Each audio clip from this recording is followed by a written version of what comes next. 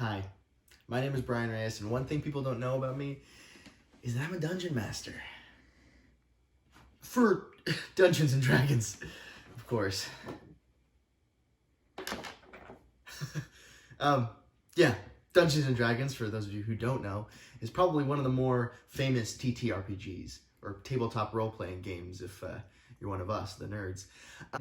I've been telling stories all my life. I mean, when I was a kid, I would dress up as Indiana Jones or a Jedi or a clone trooper or something, and I would have my brother dress up as my adversary or my friend, and we would go on these hour-long scenes and playthroughs of just random, just improv moments where he'd sit there and he'd look up at me and I'd be like, "This is where you say this part," and he goes, "Oh yeah," and then he'll say it. And that was it. I would do that for hours. So thank you, Daniel, for being a good sport, and thank you, Mom and Dad, for putting up with me. But it's really nice, and now I really get to use that storytelling and that imagination to scare the crap out of my friends. You inch closer and closer, scared of the horrors that wait along the edge. You muster up the strength and you look, and you see a twisted mound of flesh, teeth, and eyes glaring up at you. But with this game, I'm able to craft compelling stories with interesting characters and dubious villains, and then throw it all away because they want a gun run for monkeys. Yeah, now that's something that actually happened. But another thing that I really like about this game, and that's one of my favorite things, is doing all the voices for the characters. Why, hello there, hero. Where did you get the crown and the... Oh, pay no mind to this. I'm a king, by all means. Okay. But for real, we need bandits to be murdered. Can you kill people for us, for the crown, and we'll pay you money? Yeah, you know, I do love killing bandits, as we all know. Of course, I knew you'd say yes. You're a hero, but you're bloodthirsty and dangerous. Okay. Well, bye, Mr. King. Okay, how do you keep changing those outfits like that? Mike, give me all your stuff. Okay, well, you're a bandit, so we're here to kill you. I think the term bandit's a little rough, don't you think? You know what? For that, you should give me all your stuff. Mate, give me all your stuff. Why do you have a real knife?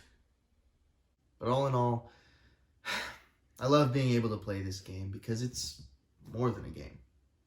We get to have fun with friends and laugh and make memories. But for one night a week, we all get to gather around a table and we get to tell a story.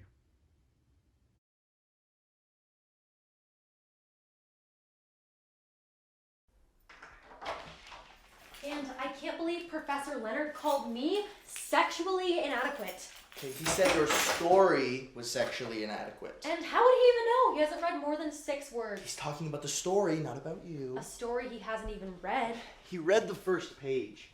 We all sat there and we watched him read the first page. Big fucking deal. What's your point, Martin? I don't have a point. All I'm saying is that's all we get. They always tell us, if you don't get him in the first page, then that's it. So, it's my fault that I stood there and got completely humiliated by that asshole? Give me that. Hey, ow! Hey, what are you doing? I'm depressed, and I'm trying to make myself feel better. Is that all right with you? Okay, well, hey, come on. Don't be depressed. My story got creamed. I'm depressed. I'm a depressed feral cat. Hey. Hi. Uh-huh. Okay.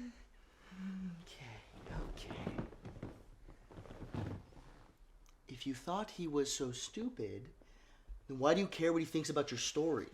I didn't think he was stupid until he was stupid to me today. So, if he liked your story, that would have made him not stupid? Yes. If he liked my story, that would make him smart. Okay? Okay. Okay. Okay. Okay. Okay. Okay. Okay. Okay.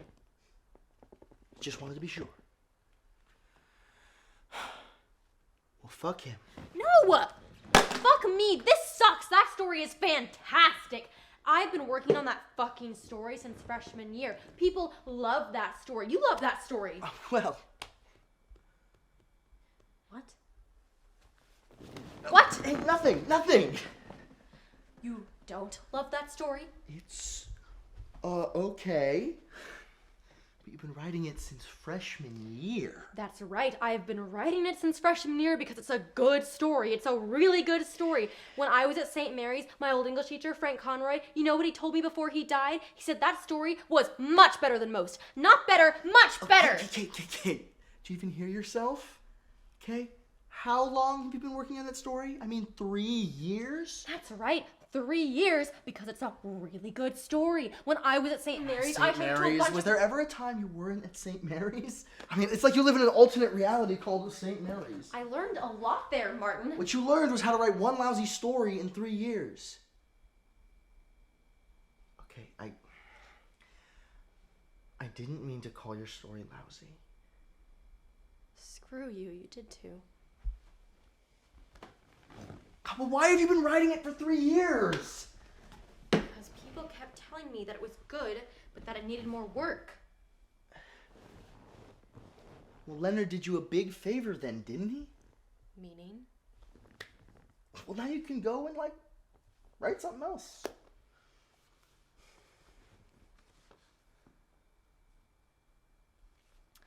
You know, this is my apartment, so I can't storm out.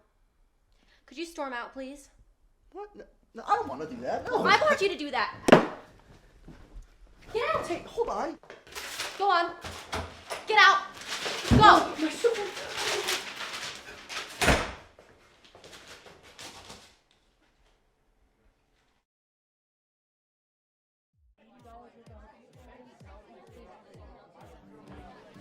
Can't you just talk to me? I didn't come here to talk to you. Then I don't want to see your face ever again. Well, until the next time. There won't be a next time. There's always gonna be a next time, because without it, life is boring and dull. I mean, God, why can't you just learn to live in the shit and not make sense out of the mess? You never tell me how you truly feel. Why is that so goddamn important? Because I'm sick. I'm sick, Ozo, and I have to go in for surgery, and there's a few things I'd like to know before it's my time to check out.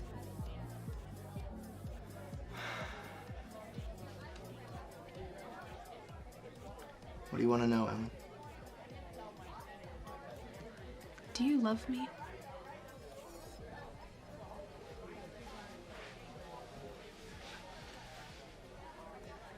I've loved you since the moment I first saw you. It's not a love that's left me, but it's just grown over time, and there's nothing I can do but lay in the thick of it. You don't act like you love me. I know I don't. Is it so hard for you? It is.